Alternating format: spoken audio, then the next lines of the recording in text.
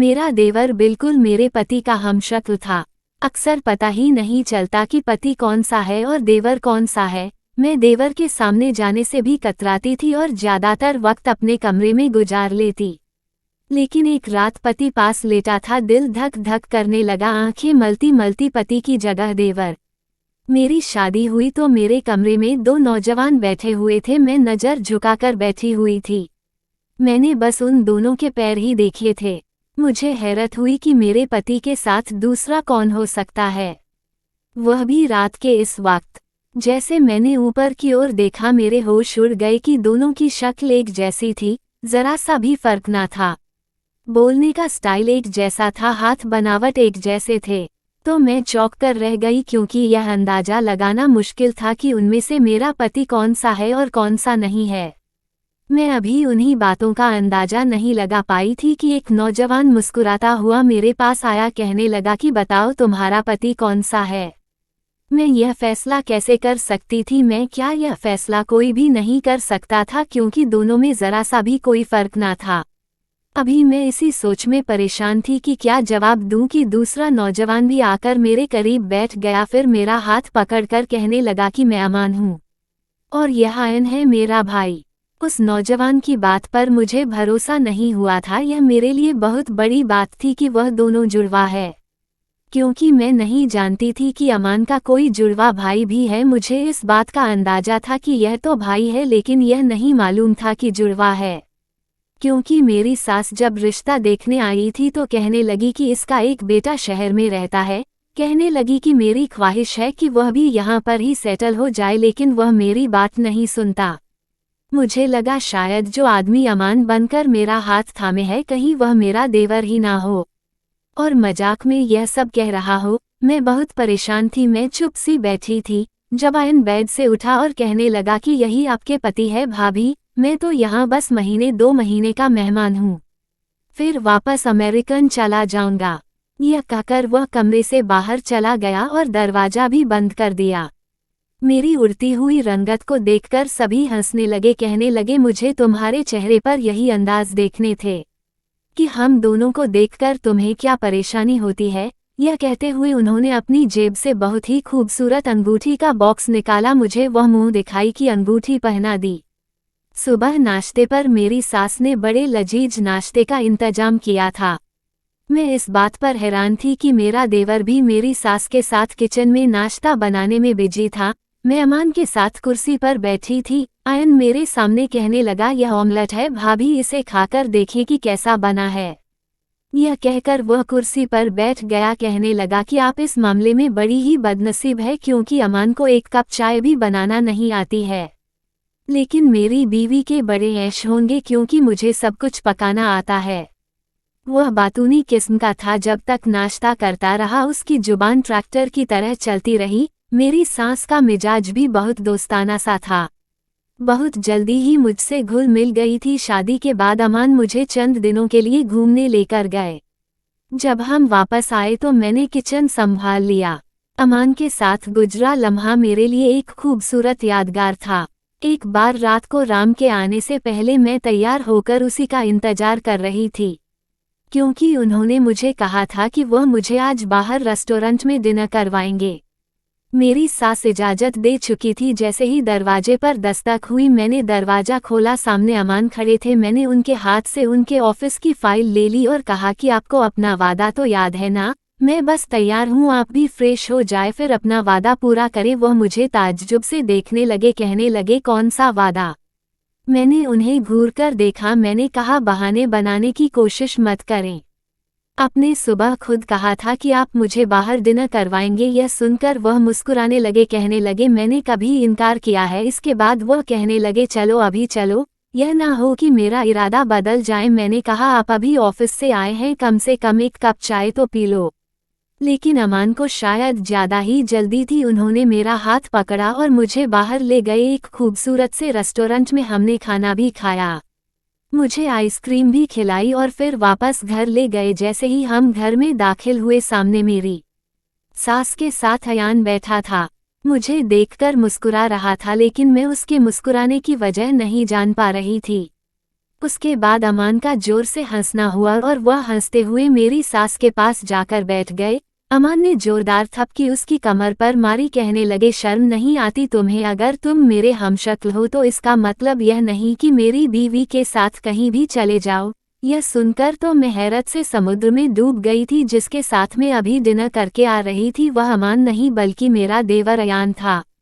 लेकिन उसने तो मुझे जरा भी शक नहीं होने दिया कि वह अमान नहीं है। मैं घूर कर अयाब की तरफ देखा तो फिर से वह हंसने लगा, कहने लगा बड़ी भुलक्कड़ बीवी पाई है तुमने अमान। मजाल है कि उसे शक हुआ हो कि मैं इसका पति नहीं बल्कि देवर हूँ। यह सुनकर मैं तो अब डरने लगी थी। अमान मुझे जब भी कहते थे कि वह मुझे बाहर लेकर जाना चाहते हैं मैं फट से इनकार कर देती थी। समझ नहीं आता कि रात को जो आएंगे वह अमान होंगे या अयान।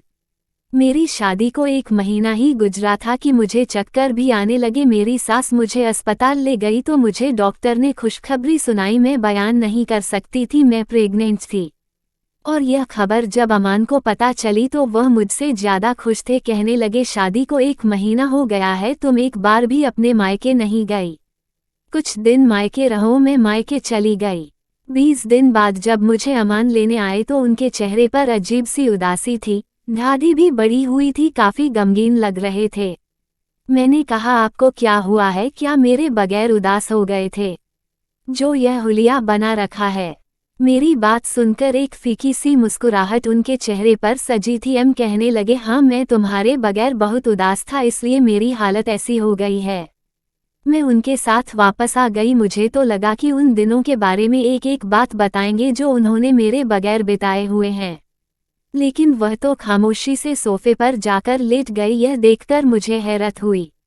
मैंने कहा अमान आप सोफे पर क्यों लेटे हैं? कहने लगे मेरे सर में दर्द है, सोना चाहता हूँ, तुम भी आराम कर लो। लेकिन मैं उठकर उनके पास आ गई।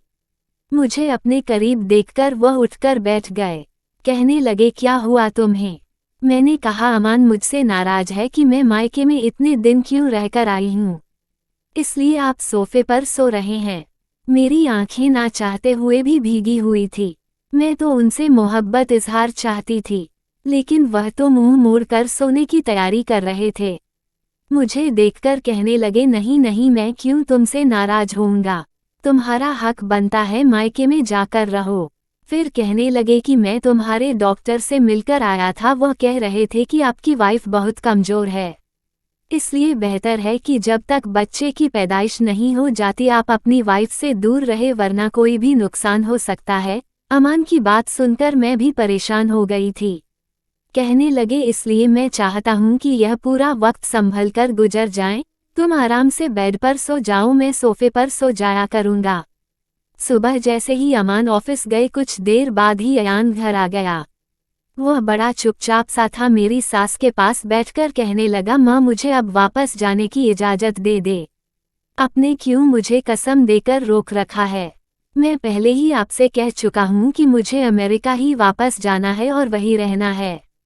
सास कहने लगी जब तक तुम्हारी शादी नहीं हो जाती मैं तुम्हें अमेरिका नहीं भेजूंगी। वह कहने लगा मुझे अभी 2-4 साल शादी करनी ही नहीं है, जब मुझे शादी करनी होगी मैं वापस आ जाऊंगा। यह सुनकर मेरी सास रोने लगी। अयान उन्हें उदासी से देख रहा था। कहने लगा माँ क्या हो गया है आपको? यह कहकर उसने मेरी सास को अपने गले से लगा लिया। मेरी सास कहने लगी तुम 2 ही तो बेटे हो मेरे और कोई औलाद तो है नहीं। मैं तुम्हें यही देखना चाहती हूँ, तुम दोनों की खुशियाँ यहाँ देखना चाहती हूँ। तुम इतनी दूर प्रदेश में चले जाते हो और 3 या 4 साल बाद अपनी शक्ल दिखाते हो।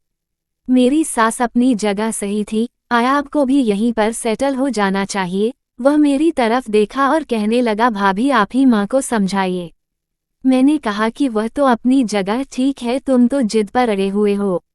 जब वह नहीं चाहती कि तुम बाहर विदेश में रहो तो यहीं पर अच्छी नौकरी ढूंढ लो।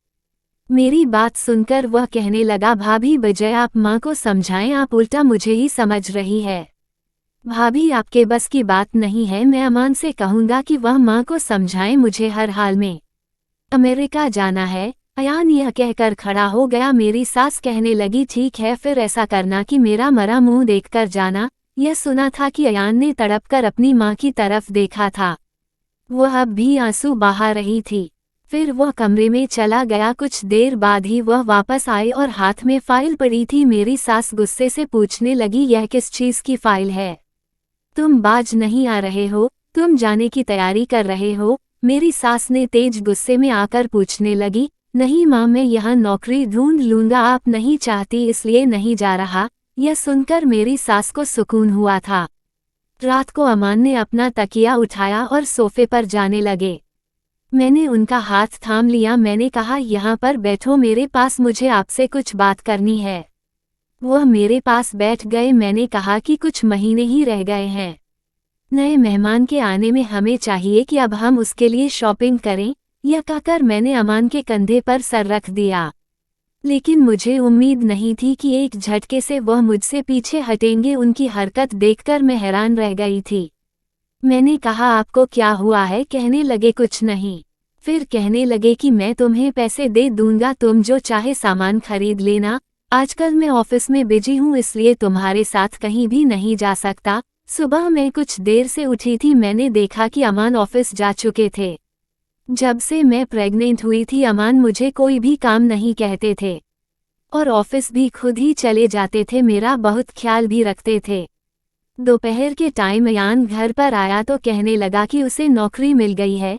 ये सुनते ही मेरी सास खुश हो गई। अयान के सर पर हाथ रखा और बहुत सारी दुआएं दी। फिर मुझसे कहने लगी कि बस जल्दी से अपनी देवरानी ढूंढो, इसी महीने में इसकी भी शादी कर दूंगी। यह सुना था कि अयान तो गुस्से में आ गया और कहने लगा, मुझे कोई शादी नहीं करनी, समझी?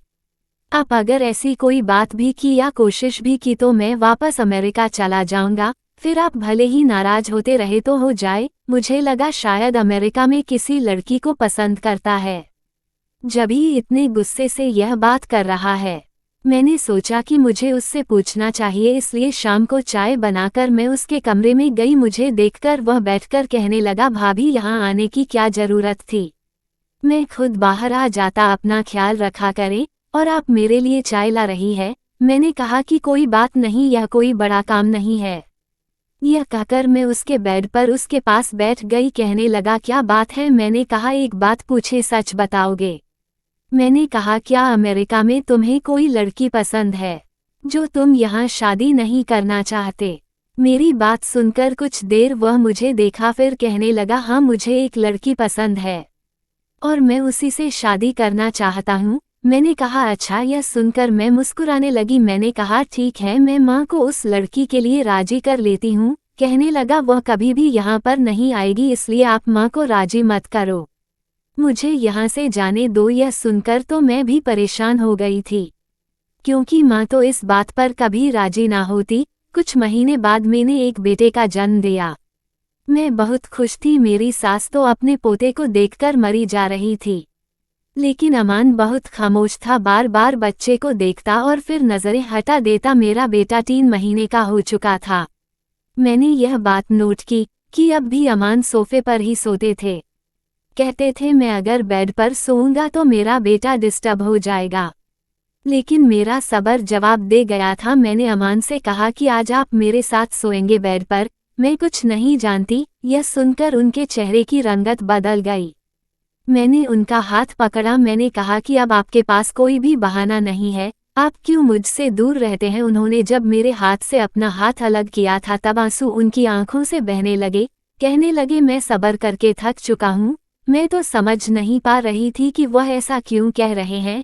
कहने लगे कि मैं अमान नहीं हूँ, मैं अयान हूँ। यह सुनकर तो मेरा दिल बैठने लगा था। इतना बड़ा मजाक यह सब कैसे मेरे साथ कर सकता था?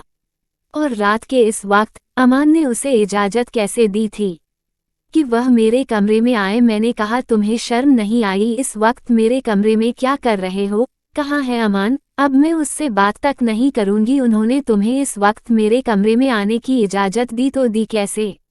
यह कहकर मैं बाहर जाने लगी तो उसने मेरा हाथ पकड़ लिया। कहने लगा, भाभी पहले मेरी बात सुन लो। जो खबर उसने मुझे सुनाई, मेरे पैरों के नीचे से जमीन निकल चुकी थी। वह कहने लगा, जब आप मायके गई थी तो उस वक्त मैं और अमान एक साथ गाड़ी में दूसरे शहर जा रहे थे, लेकिन रास्ते में हमारी कार का एक्सीडेंट हो गया। हमारी गाड़ी उधर चुकी थी। फिर वह फूट फूट कर रोने लगा, कहने लगा कि अमान उस वक्त मर चुका था। यह सुना था कि मैं कई कदम उससे पीछे हट गई। मैंने अपने मुंह पर हाथ रख लिया। मुझे लगा कि वह मुझे मौत की सजा सुना रहा है। मैंने कहा, तुम झूठ बोल रहे हो, ऐसा नहीं हो सकता है, मैं तो रोजाना। यह कहकर मैं चुप हो गई। मुझे याद आने लगा कि मैंने इस 9 महीने के वक्त में अमान और अयान को इकट्ठा एक साथ नहीं देखा था। अमान के ऑफिस जाते ही पीछे से अयान आ जाता। रात को अमान आते तो यह कहते कि अयान अपने दोस्तों में बैठा है, देर से घर आएगा, उसके पास घर की चाबी है, वह खुद ही आकर सो जाएगा। कहने लगा कि मैं पिछले कई महीने से अमान और अयान बनकर आप लोगों को दिख रहा हूं, क्योंकि मेरी माँ यह सदमा बर्दाश्त नहीं कर सकती। और आपकी भी हालत ऐसी थी कि अगर मैं आपको पहले बताता तो शायद मेरे भाई की निशानी भी खत्म हो जाती। और मैं चाहता था कि मेरे भाई की औलाद इस दुनिया में जरूर आए। अयान कहने लगा, मेरी आपसे गुजारिश है कि आप माँ से कुछ मत कहिएगा। उनसे कहना कि वह मुझे अमेरिका जाने दे। मैं अयान बनकर लंदन चला जाऊंगा और वापस नहीं आऊंगा, फिर यहाँ रहूंगा अमान बनकर हमेशा के लिए। उसकी बात सुनकर मैंने हैरत से उसे देखा। मैंने कहा, तुम कैसे यहाँ रह सकते हो? कहने लगा कि मैं आपसे शादी कर लूंगा, लेकिन यह शादी मेरी माँ की नज़र में नहीं आनी चाहिए। उन्हें हमेशा यही लगना चाहिए कि मैं ही अमान हूँ और मैं आपको भी अकेला नहीं छोड़ सकता, ना ही अपने भतीजे को बेसहारा छोड़ सकता हूँ। फिर हम दोनों मंदिर जाकर शादी कर लिए और अयान बनकर हमेशा के लिए वो लंदन चले गए। 8 साल बीत गए इस बात को, और मेरी सास अभी भी यही समझती है कि अमान ही मेरे पास रहते हैं और आयकान ने वहां शादी करके माँ को बिल्कुल भुला दिया है। शायद यह राज मेरी सास को कभी नहीं पता चलेगा। हाट आपको क्या कहना है दोस्तों? अपनी सास राज छुपाकर हमने सही किया है, या फिर यह राज हमें अपनी सास को बता देना चाहिए? कमेंट बॉक्स में अपना जवाब जरूर दें। कहानी अगर आपको पसंद आई हो तो लाइक शेयर जरूर से करें। चैनल पर नए हो तो सब्सक्राइब करना बिल्कुल भी ना भूले। धन्यवाद। Folded hands.